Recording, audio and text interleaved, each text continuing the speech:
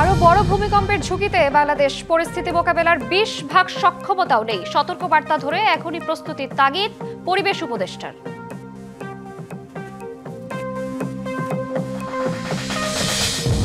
উচ্চমাত্রার ভূমিকম্প ঝুঁকিতে থাকলেও সিলেটে নেই দীর্ঘমেয়াদী পরিকল্পনা। বিল্ডিং কোডের পাশাপাশি সড়ক প্রশস্তকরণের পরামর্শ ফায়ার সার্ভিসের। শেখ হাসিনাকে ফেরাতে আইনি প্রক্রিয়ার চেয়েও জরুরি কূটনৈতিক প্রচেষ্টা, তবে ফলাফল দ্রুত আশা করা বাতুলতা বলছেন বিশেষজ্ঞরা।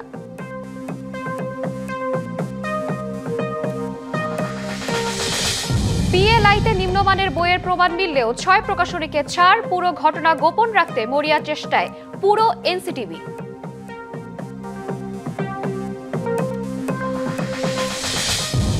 রাজনীতির পট পরিবর্তনে যশোরে হাত বদলেছে চাঁদাবাজিতে সম্পৃক্ত একটি রাজনৈতিক দলের স্থানীয় প্রভাবশালীরা। গতকাল যে ভয়াবহ ভূমিকম্প হয়েছে পুরো দেশকে কাঁপিয়ে দিয়েছে, তার উৎপত্তিস্থল ছিল নরসিংদীর মাধবদী জেলায়। এখন পর্যন্ত মৃত্যু হয়েছে 5 জনের, আহত 600-এরও বেশি। বেশ কয়েকটি স্থানে দেখা দিয়েছে ফাটল, ধসে পড়েছে দেয়াল। সবশেষ খবর জানাতে নরসিংদীর পলাশ থেকে যুক্ত হচ্ছেন সহকর্মী তোফায়েল আহমেদ স্বপন।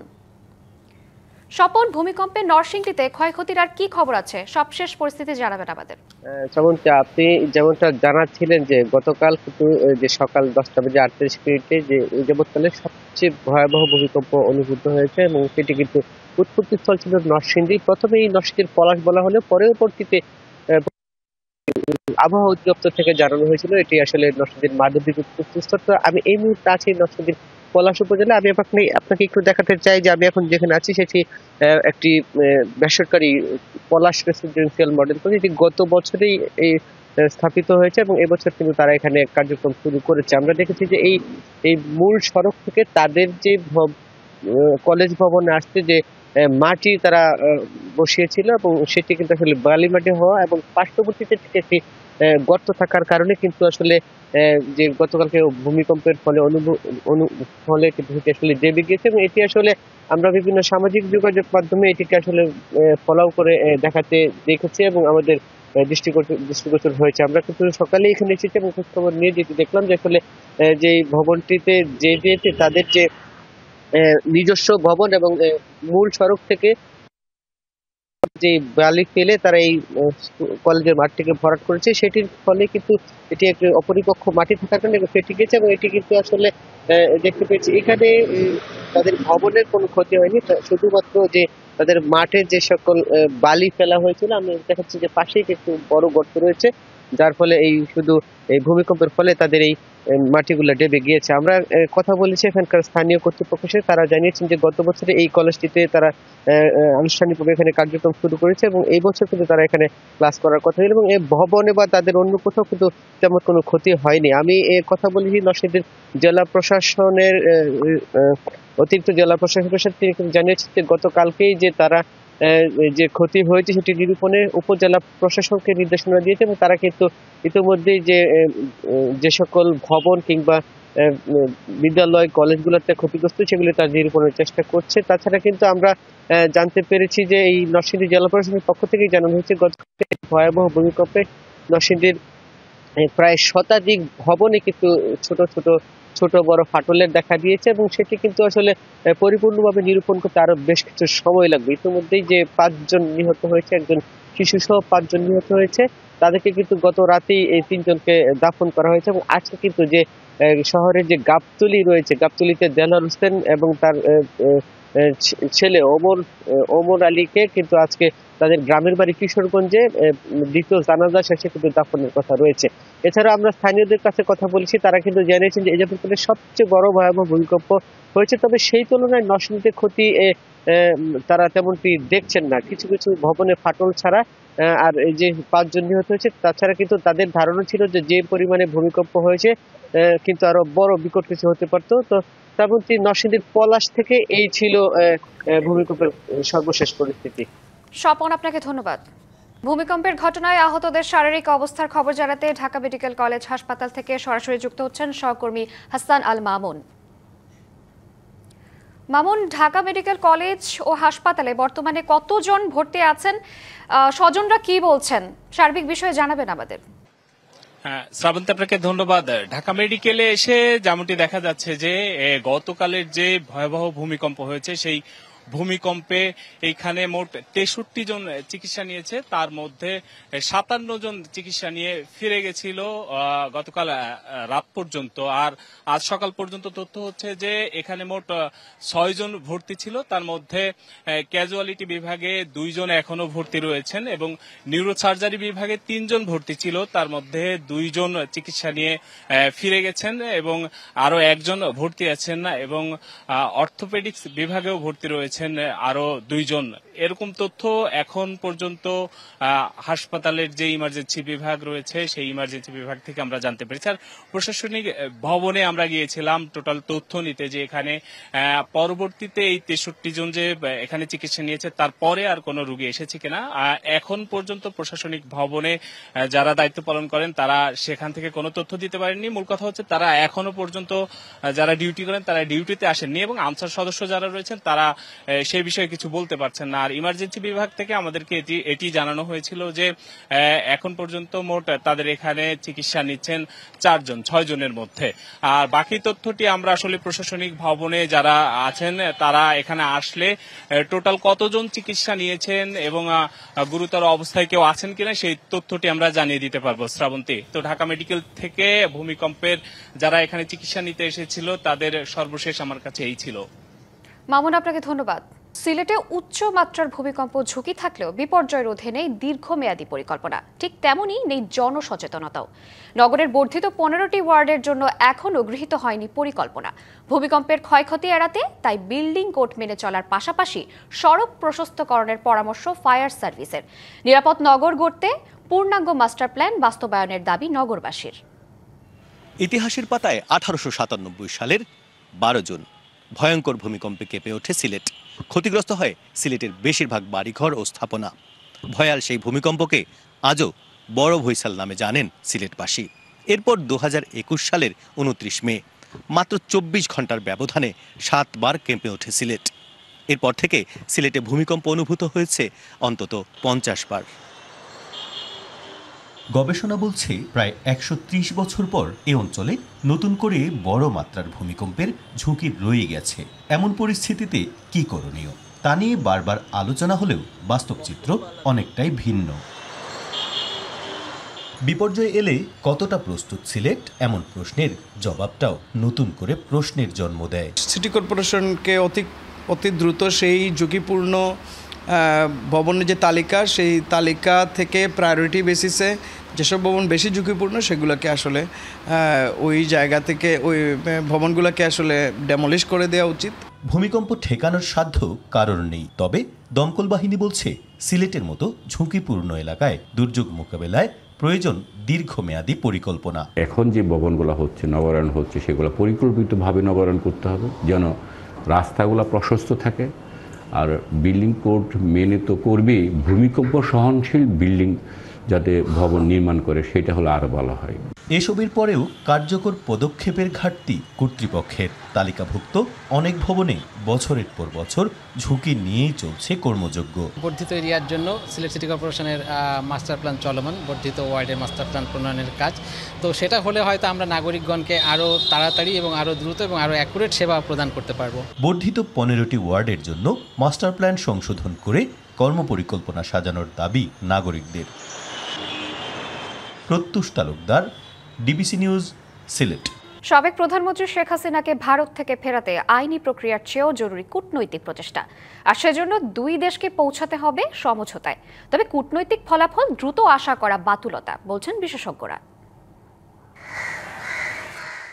জুলাই গণঅভ্যুত্থানে সংঘটিত মানবতা বিরোধী অপরাধে সাবেক প্রধানমন্ত্রী শেখ হাসিনার মৃত্যুদণ্ডের রায়ের দিনই তাকে ফেরত পেতে ঢাকা দিল্লিকে চিঠি দেবার কথা জানালেও সেই চিঠি পৌঁছেছে কিনা তা এখনও অস্পষ্ট। অন্য উপদেষ্টারা কথা বললেও এ নিয়ে মুখ খুলছেন না পররাষ্ট্র উপদেষ্টা ও সচিব। আইন বিশেষজ্ঞরা বলছেন এখন আইনি প্রক্রিয়ার চেয়েও এ বিষয়ে জরুরি হলো কূটনৈতিক প্রচেষ্টা। কূটনীতিক যেটা প্রেশার এটাই এবং অ্যারেঞ্জমেন্ট এটাই ঔষধ, এছাড়া কিছু নেই। কূটনৈতিক ইয়েতে এটা মিট করতে হবে বাই ডিপ্লোম্যাটিক কৌশল, যেটা আমাদের বলি ট্যাকটিসিদের দ্বারা, এবং এটা ওয়ান অফ দি হচ্ছে যদি আমরা তাদেরকে রিকোয়েস্ট করতে পারি যে to issue red letter Interpol. তবে কূটনৈতিক কোনো ফলাফল রাতারাতি আসে না, তাই ধৈর্য ধরার কথা বলছেন আন্তর্জাতিক সম্পর্ক বিশ্লেষক। দুটো রাষ্ট্রের মধ্যে যখন কোনো একটা বিষয় চলে আসে সেটার কূটনীতিকভাবে সমাধান করা হয় এবং সমাধান করতে গেলে অনেকগুলি স্টেপ আছে। একটা গুরুত্বপূর্ণ স্টেপ হলো কমিউনিকেট করা এবং কমিউনিকেশনের মাধ্যমে জানানো। রাজনৈতিক বক্তব্য বা আমার পপুলিস্ট বক্তব্য আমরা যে কোনো কিছুই দিতে পারি এবং আমাদের অনেকেই উপদেষ্টাদের মধ্যে এই প্রবণতা আছে।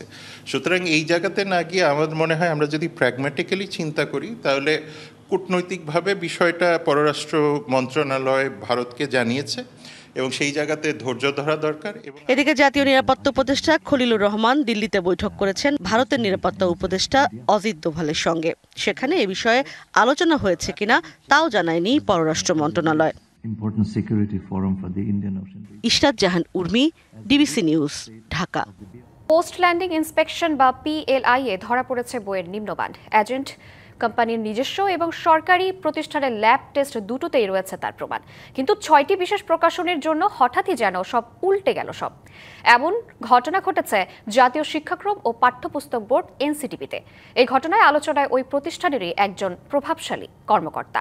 আর এই পুরো ঘটনা গোপন রাখতে মরিয়া চেষ্টা পুরো NCTB। রফিকুল ইসলাম রুপেলের তোলা ছবিতে বিস্তারিত মনিরুল সোহাগের রিপোর্টে। মাস্টারসিমেক্স পেপার লিমিটেড 2025 সালে NCTB-র অষ্টম ও নবম শ্রেণীতে প্রায় 1 লাখ ত্রুটিপূর্ণ পাঠ্য বই দেয় শিক্ষার্থীদের। সরকার নির্ধারিত PLI ইন্সপেকশন কোম্পানির 2 টেস্টে রয়েছে তার প্রমাণও, কিন্তু হঠাৎ NCTB-র আরেক পরীক্ষায় এই দায় থেকে মুক্তি দেয়া হয় তাদের। একই অবস্থা ঘটেছে পাঞ্জেরি প্রিন্টার্সের বেলায়ও। এই প্রতিষ্ঠান সপ্তম, অষ্টম ও দশম শ্রেণীর বিভিন্ন বিষয়ে শিক্ষার্থীদের দিয়েছে 2,32,000-এরও বেশি ত্রুটিপূর্ণ বই, যাদেরও দায়মুক্তি দিয়েছে NCTB। আর একই প্রক্রিয়ায় প্রায় 1,40,000 ত্রুটিপূর্ণ বই দিয়েও পার পেয়ে গেছে লেটার অ্যান্ড কালার। কেবল এই 3টি প্রতিষ্ঠানই নয়, 2025 সালে মোট 23টি কোম্পানি দিয়েছে নিম্নমানের বই। এর মধ্যে 6টি কোম্পানির প্রায় 6,981টি নিম্নমানের বই দিয়েছে দেশের বিভিন্ন এলাকায়, যা ধরা পড়েছে সরকার নির্ধারিত PLI এজেন্ট কোম্পানির ল্যাব টেস্টে। নিয়ম অনুযায়ী নিম্নমানের বই দেয় এই 6 কোম্পানি থেকে প্রায় 8 কোটি টাকা জরিমানা আদায় করার কথা সরকারের, কিন্তু আরেক পরীক্ষার নামে মওকুফ হয়েছে প্রায় সব জরিমানা। যে পরীক্ষায় মানা হয়নি আইন, অভিযোগ এজেন্ট কোম্পানি সহ আরও অনেকের। প্রোফাইল থেকে বই কালেক্ট করলে আমাদেরকে রাখবে, সবার সিল সাইনের মাধ্যমে এটা হবে, কিন্তু তারা নিজেরাই বই সংগ্রহ করছে, আসলেই করছে, কোথা থেকে করছে এ বিষয়ে আমরা অবগত না এবং আমাদেরকে অবগত করা হয়নি। এই বিষয় নিয়ে NCTB-র কোনো কর্মকর্তাই কথা বলতে কিংবা তথ্য দিতে রাজি হননি, যে যার মতো দায় এড়ানোর চেষ্টা করেছেন। জরিমানা হয়ে যাওয়ার পরে সেটা মওকুফ করার সুযোগ না, বিষয়গুলো কথা বলতে মেম্বার টেস্ট কারণ উনি হচ্ছে এটা সোল এজেন্ট। অভিযুক্ত 6 কোম্পানির ত্রুটিপূর্ণ বই NCTB-র পক্ষ থেকে টেস্ট করানোর প্রক্রিয়া নিয়ে রয়েছে নানা অভিযোগ। এর মধ্যে নতুন পরীক্ষার সময় এজেন্ট কোম্পানিকে সাথে না রাখা, নতুন পরীক্ষার জন্য বই সংগ্রহের স্পট, আইন না মেনে কমিটি করে দ্বিতীয়বার পরীক্ষা করানো সহ নানা বিষয়ে অভিযোগ রয়েছে। অভিযোগ রয়েছে মোটা অঙ্কের অর্থ নিয়ে 6 প্রকাশনীর জরিমানা মওকুফ করা হয়েছে। এর আগেও দুর্নীতির অভিযোগে ডক্টর রিয়াদ চৌধুরীকে অপসারণের দাবি উঠেছে।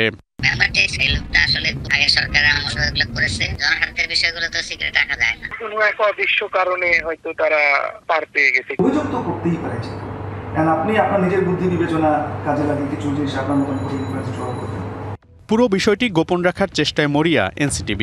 কর্মকর্তাদের পাশাপাশি প্রতিষ্ঠানটির তখনকার চেয়ারম্যান অধ্যাপক ডক্টর রবিউল কবির চৌধুরীও এই বিষয়ে কোনো বক্তব্য বা তথ্য দিতে রাজি হননি। পরে দায়িত্ব নেয়া রুটিন দায়িত্বে থাকা চেয়ারম্যান মোহাম্মদ মাহবুবুল হক পাটোয়ারি এই ঘটনায় তদন্তের কথা বলেছেন।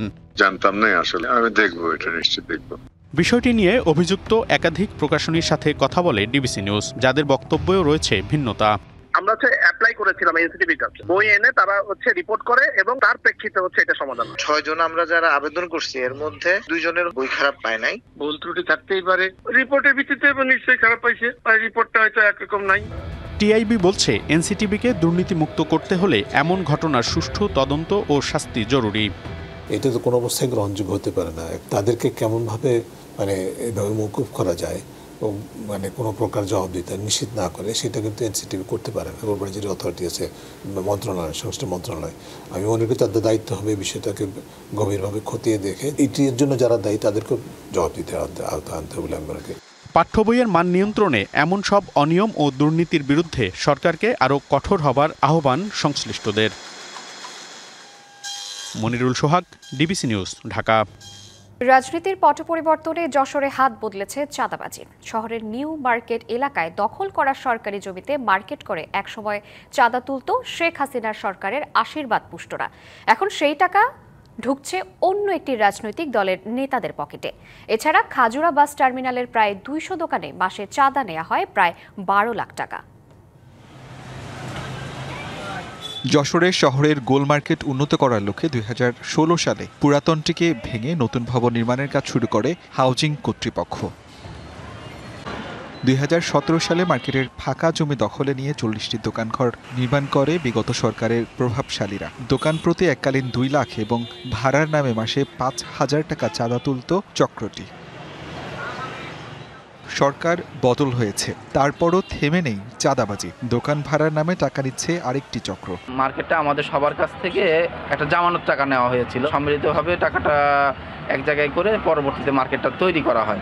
4 বা 5,000 টাকা দেয়, মানে আমি থাকি না দোকানে, আব্বু থাকে, তো ভাড়াটা তো এটা মানে কাদেরকে দিচ্ছে এটা তো আমি জানি না। এছাড়া খাজুরা বাস টার্মিনাল এলাকায় 200টির দোকান থেকে প্রতি মাসে প্রায় 12 লাখ টাকা চাঁদা নেওয়া হচ্ছে। প্রকাশ্যে অনিয়ম হলেও পুলিশ বলছে জানা নেই। এসব ঘটনায় অতিষ্ঠ এলাকাবাসী ও ব্যবসায়ীরা। 5 তারিখের আগে যেসব কর্মকর্তা ছিলেন, যারা মুন্সির মতো লোক এবং লিটির মতো লোকরে আঙ্গুল ফুলে কলা গাছ বানায় দিয়েছেন, টাকাগুলো আপনারা কালেকশন করেন প্রশাসনের মাধ্যমে, দিয়ে এটা রাজস্ব খাতে জমা হোক। বাংলাদেশের মানুষ প্রত্যাশা করে চাঁদাবাদ মুক্ত একটা নতুন বাংলাদেশ।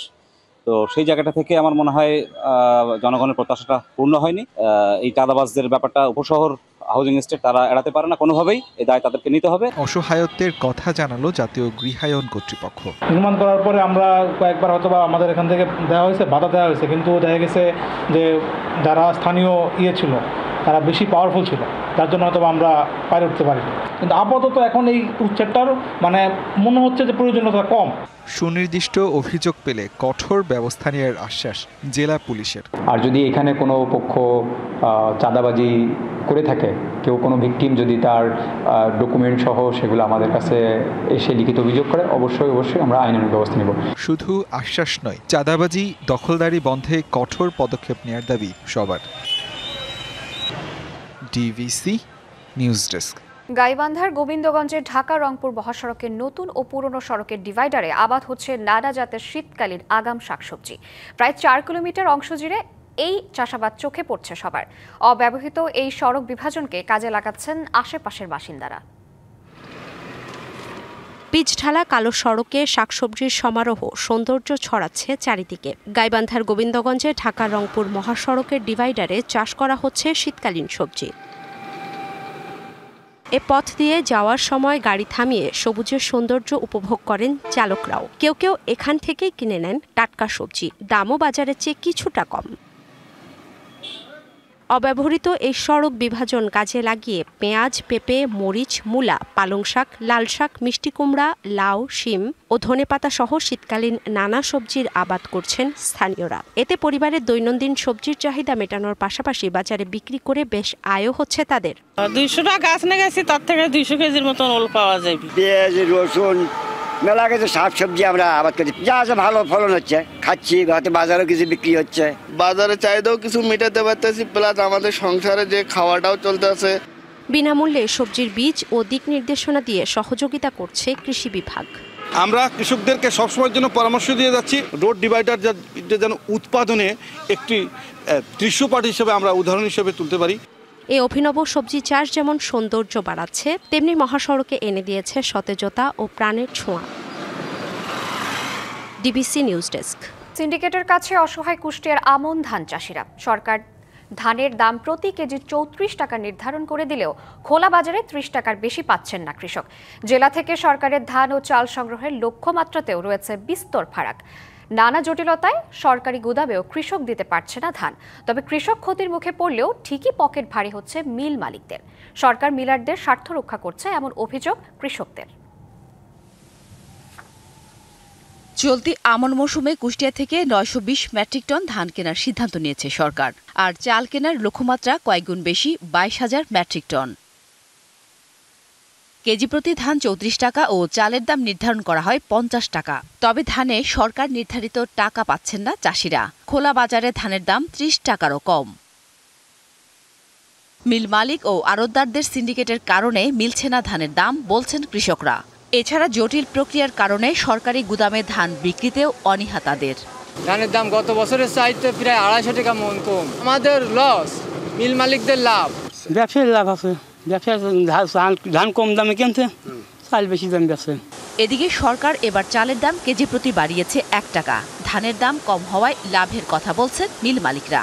সরকার এবার চাল মনে হয় সঠিকভাবে চালগুলো পাবে। 1 টাকা বাড়েছে, না 1 টাকায় লাভ হবে, না 2 টাকায় হবে, এতদিন লস গেছে। বাজার যদি এভাবে থাকে, ধানগুলো বেচা কিনা হয়, কৃষকদের লাভবান হবে। এই চাউল মিল মালিকরা সম্পূর্ণ করতে তাদের আর কোনো বাধাগ্রস্ত হবে না।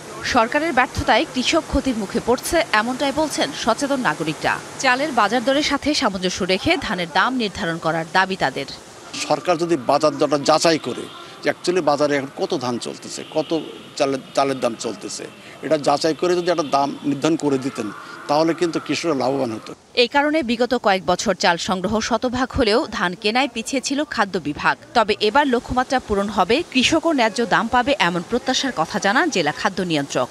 কুষ্টিয়া জেলায় কিন্তু সরকারের লক্ষ্যমাত্রা গত 3-4টি সিজন ধরে আমরা কিন্তু শতভাগ অর্জন করি এবং এক্ষেত্রে মিলাররা অগ্রণী ভূমিকা পালন করছে, কৃষকরা তারা ভূমিকা পালন করছে, কৃষি বিভাগ আমাদের সহযোগিতা করছে। 20 নভেম্বর থেকে শুরু হওয়া সংগ্রহ অভিযান চলবে আগামী বছরের ফেব্রুয়ারি পর্যন্ত। DBC news desk. তীব্র রাজনৈতিক সমালোচনা ও বিরোধিতার পর একসঙ্গে কাজ করার ইচ্ছা প্রকাশ করেছেন মার্কিন প্রেসিডেন্ট ডোনাল্ড ট্রাম্প এবং নিউ ইয়র্ক সিটির নবনির্বাচিত মেয়র জোহরান মামদানি। স্থানীয় সময় শুক্রবার হোয়াইট হাউসের ওভাল অফিসে বৈঠক করেন তারা। আলোচনায় দুই নেতা শহর উন্নয়ন এবং ভবিষ্যৎ সহযোগিতার নানা দিক নিয়ে আলাপ আলোচনা করেন। ট্রাম্প জানান মামদানিকে ভালো কাজ করতে সাহায্য করা হবে। মামদানির অনেক ধারণা তার ধারণার সঙ্গে মিলে যায় বলেও জানান ট্রাম্প। অপরদিকে মামদানি জানান নিউ ইয়র্ককে আরও সাশ্রয়ী ও বাসযোগ্য করার বিষয়ে প্রেসিডেন্টের সঙ্গে কাজ করতে তিনি প্রস্তুত। হোয়াইট হাউসের বৈঠকে দুই নেতা অতীতের তিক্ততা সরিয়ে রেখে নিউ ইয়র্কের উন্নয়ন, জনসেবা এবং মানুষের জীবনমান নিয়ে কাজ করার প্রতিশ্রুতি দেন। স্পেনের কাতালোনিয়ার পাহাড় ছুঁয়ে ওঠা সকালের কুয়াশা যখন ধীরে ধীরে মিলিয়ে যায়, ঠিক তখনই মাটির বুক চিরে মাথা তোলে বেগুনি জাফরান ফুল। শত শত বছরের ঐতিহ্য, শ্রম আর আশা বুকে নিয়ে দাঁড়িয়ে থাকা এই চাষ আজ জলবায়ুর ধাক্কায় টলে উঠলেও কৃষকের হাত থেকে এখনও ঝরে না দৃঢ়তার স্পর্শ।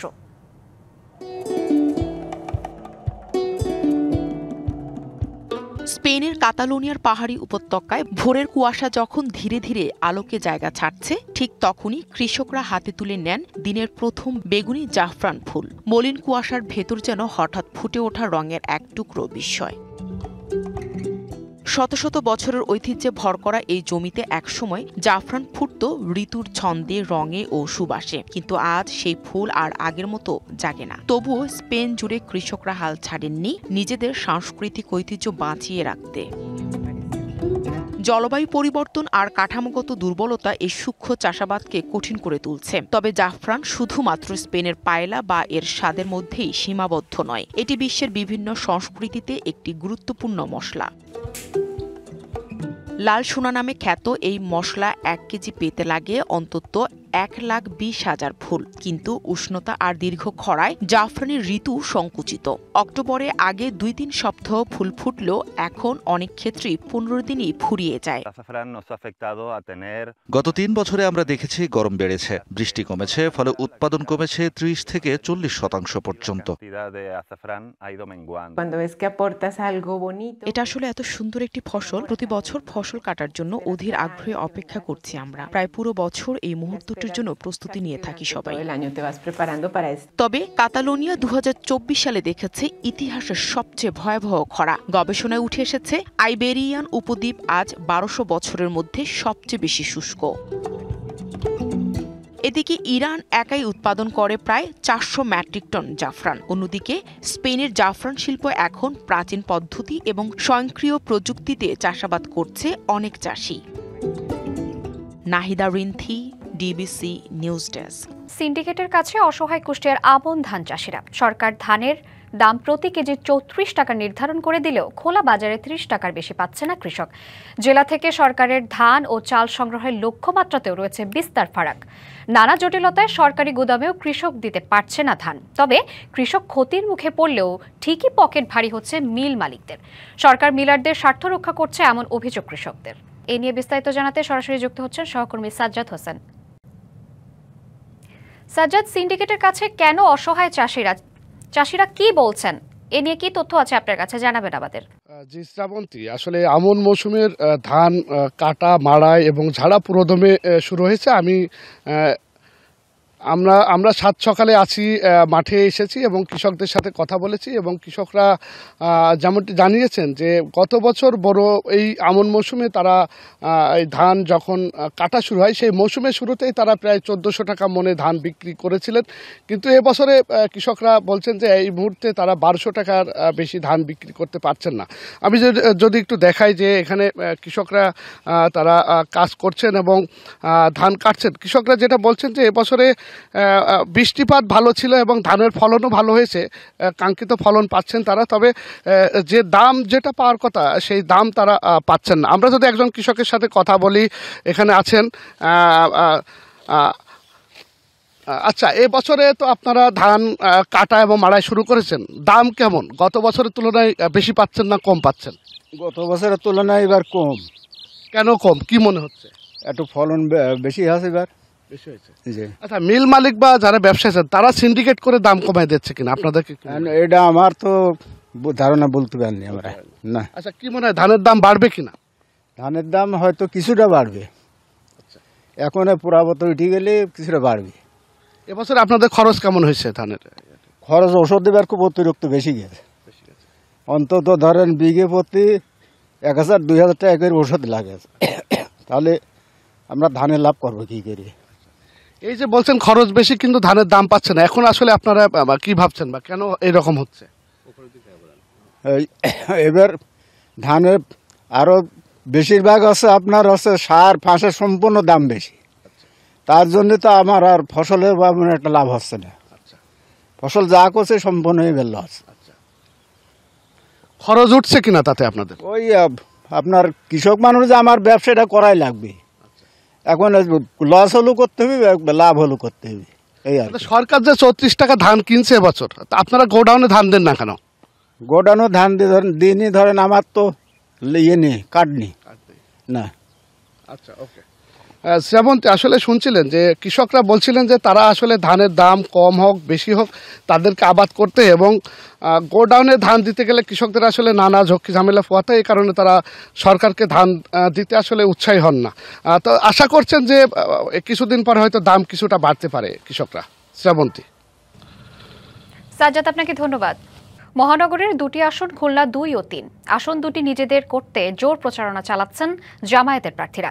তবে আসন দুটি নিজেদের দখল রাখতে তৎপর বিএনপি নেতারা বলছেন জয় নিশ্চিত করতে একাট্টা তারা।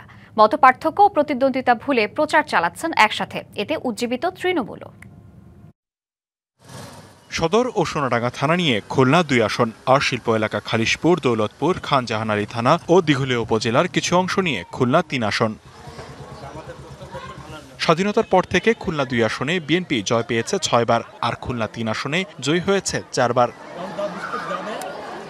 তবে ত্রয়োদশ জাতীয় সংসদ নির্বাচন সামনে রেখে এই 2 আসনে জামায়াতের 2 প্রার্থী মাঠ চষে বেড়াচ্ছেন। জয়ের ব্যাপারে আশাবাদীও তারা। এককভাবে এতদিন মাঠে ছিলাম, একটা পক্ষ এসে গেছে, এবার সুনির্দিষ্টভাবে তার পক্ষটা, তার অবস্থানটা এবার ব্যক্ত করবে এবং ব্যক্ত করা শুরু হয়ে গেছে। আপনারা চারিদিকে একটু চোখ কান খোলা রাখলে দেখবেন সব আমাদের পক্ষে সমর্থন দেওয়ার জন্য অলরেডি উদ্গ্রীব হয়ে সময়ের অপেক্ষা আছে। আগামী দিনে সত্য এবং ন্যায়ের পক্ষে, দুর্নীতিমুক্ত একটি দেশ গঠনের লক্ষ্যে বাংলাদেশ জামায়াত ইসলামী ইসলামের পক্ষের শক্তি এবং ন্যায় ইনসাফের প্রতীক দাড়িপাল্লায় ভোট দিয়ে তারা আমাদেরকে ইনশাল্লাহ বিপুল ভোটে বিজয়ী করবে। আসন দুটি দখলে রাখতে আটঘাট বেঁধে ঐক্যবদ্ধ হয়ে মাঠে নেমেছে মহানগর বিএনপিও। ঐক্য তো আমরা প্রতিষ্ঠা করেছি পুনরায়, এখন আমরা যাত্রা শুরু করতেছি, আমাদের অনেক পথ যেতে হবে এবং সেই পথের সঙ্গী হবে আমাদের ত্যাগী নেতাকর্মীরা। কনক্ষ নিয়ে অন্য কোনো দলের দুশ্চিন্তা কিংবা সুখী হওয়ার কোনো সুযোগ নাই।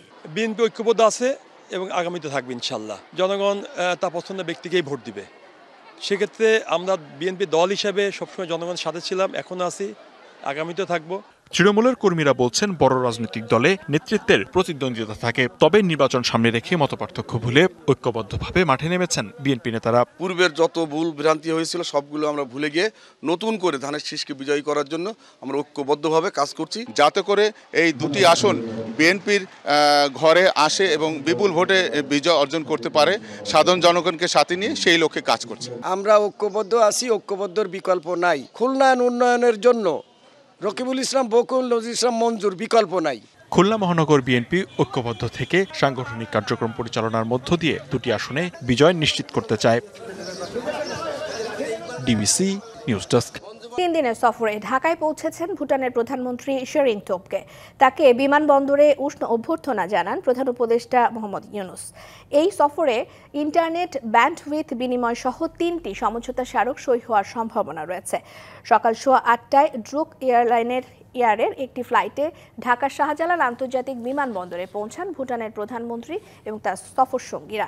বিমানবন্দরে ভিআইপি লাউঞ্জে মোহাম্মদ ইউনূস এবং শেরিং টোবগে সংক্ষিপ্ত বৈঠক করেন।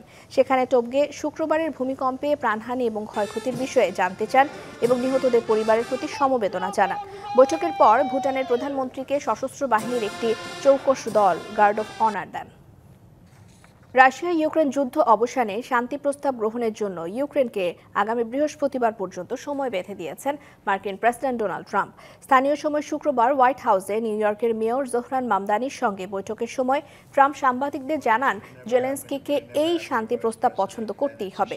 তিনি যদি এই প্রস্তাব গ্রহণ না করেন তাহলে তাদের লড়াই চালিয়ে যাওয়া ছাড়া কোনো গতি নেই বলে মন্তব্য করেন ট্রাম্প। এদিকে কিয়েভে নিজ কার্যালয়ের সামনে জাতির উদ্দেশ্যে দেয়া এক ভাষণে জেলেনস্কি জানিয়েছেন পরিকল্পনায় যাতে ইউক্রেনের সম্মান এবং স্বাধীনতা নিয়ে কোনো আপোষ না হয় তা নিয়ে লড়াই চালিয়ে যাবেন তিনি। এছাড়া রুশ প্রেসিডেন্ট ভ্লাদিমির পুতিন সাফ জানিয়ে দিয়েছেন কিয়েভ যদি প্রস্তাব প্রত্যাখ্যান করে তাহলে রুশ সেনাদের অগ্রযাত্রা অব্যাহত থাকবে।